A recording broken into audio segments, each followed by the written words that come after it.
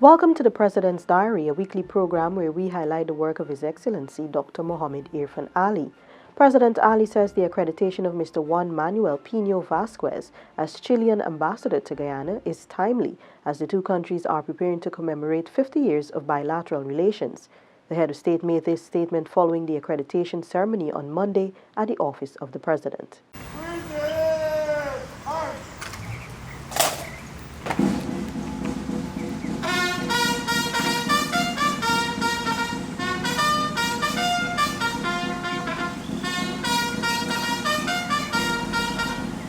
Our relations have been bolstered by our deep commitment to democratic values, the promotion and protection of human rights and the rule of law, and the guarantee of fundamental freedoms.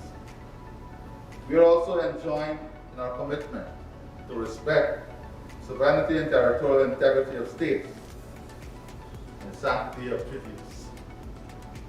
The people of Guyana and Chile harbor similar aspirations in respect to economic opportunities, social advancement, safety, and security. Despite the challenges of the COVID-19 pandemic, President Ali emphasized that the government of Guyana is working to protect the lives and livelihoods of Guyanese while strengthening the foundations of democracy. The president said it is in an effort to build a more resilient and sustainable economy. We remain focused, in particular, on the development of our agricultural sector, while harnessing the opportunities in emerging sectors such as oil and gas and information technology. As you have noted, Excellency, Guyana-Chile relations have been buttressed by cooperation in a variety of areas and have found expression at the bilateral, regional, and multilateral levels. The Framework Agreement on Technical and Scientific Cooperation between the two countries, signed in 1994, Dr. Ali explained, remains a cornerstone of bilateral relations. The Statement of Intent on Cooperation in Energy and Mining and the Memorandum of Understanding between the Address Bearer Diplomatic Academy of Chile and the Foreign Service Institute of Guyana demonstrate our desire to enhance cooperation. I wish in this regard to express Guyana's sincere thanks for the cooperation we have received from Chile, including in the areas of geology, mining, agriculture, and human resource development. The time is now opportune for a further enlargement and diversification of our relations. I welcome your indication of Chile's interest in strengthening economic and commercial links. On Friday, President Ali attended the funeral service of the late long-serving Chief of Protocol, Mr. Ishwar Vivekanand Prasad, fondly known as Uncle Vic. The funeral was held at the Cathedral of the Immaculate Conception on Brigdam, Georgetown. The President described Mr. Prasad as a humble man and an exceptional professional with great integrity. Regardless of the relationship we shared, and we were very close in our position, very respectful. I had the greatest of respect for him. And he came to me and he said, you know, I am not as strong as I was before, but I'm offering my service to you as president.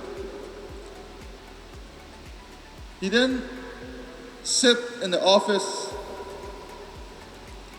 and believe that he had a right to serve. This was the character of the man. This was a level of professionalism. President Ali said Mr. Prasad was a good husband, a good father, a good brother, and a good friend in his personal life. These characteristics, he noted, will forever live on. I had the honor and privilege of working with him closely when I entered the then cabinet as one of the youngest members. And he was never short of advice. Knowing that I was very young at that time, before I embarked on any journey, at that time with President Jack Dale, he would come to the airport, pull me aside, and advise me, look out for A, B, and C. That was the type of character he was. He never saw a threat in anyone. He never considered anyone a threat. That is why young Basu, Colonel Hercules, they can stand here and speak about him in a free-flow manner, sharing his experiences and sharing his knowledge. Because for him, sharing that experience and sharing that knowledge was part of his duty. Mr. Prasad, who died on May 13 at the age of 82, had provided more than 60 unbroken years of exemplary public service as an accountant, foreign service officer, and chief of protocol and advisor on protocol affairs. On Saturday, the head of state addressed the inaugural virtual diaspora conference, where he underscored his administration's commitment to diaspora involvement in the development of Guyana. President Ali said the conference offered an opportunity for stakeholders to listen to and provide feedback on government's plans. Ensuring that the planned outputs can be realized. And this is critical for me because we have to get this right from the starting. We have to ensure that we are all on the same page. And I'm sure all of us are guided by at least one common principle, and that is we would like to see the best possible outcome for our country's future. The president also took the opportunity to update the diaspora on steps being taken to curb transmission of COVID in Guyana. Here in Guyana, we are aggressively working on a vaccination program. And I ask you in the diaspora to help us in the education drive also, so that you can promote and help those back home, your relatives, your friends, to understand the importance of vaccination so they can be part of this vaccination drive. President Ali acknowledged the role of the diaspora in the country's historical development, specifically following the March 2020 general and regional elections.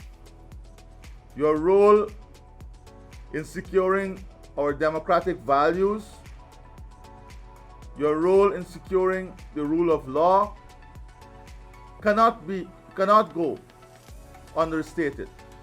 And I want to take this opportunity to thank all of you sincerely for your interest, your time, your dedication, and your commitment. The president highlighted 5 critical areas that must be considered for the advancement of the country: integration, identity, information, investment, and influence. He added that a new and modern Guyana can only be built if there is corresponding infrastructure. To facilitate reliability, efficiency, fast movement of people. That is why you will hear about the massive national infrastructure, rehabilitation, upgrade, and new development plan. Not only to open up the country and create new growth poles, new secondary tongues, new tongues, but importantly, how would it create new economic opportunities? This has been the President's Diary, where we took a look at His Excellency Dr. Mohammed Irfan Ali's week of activities. Thanks for watching. Join us again next week.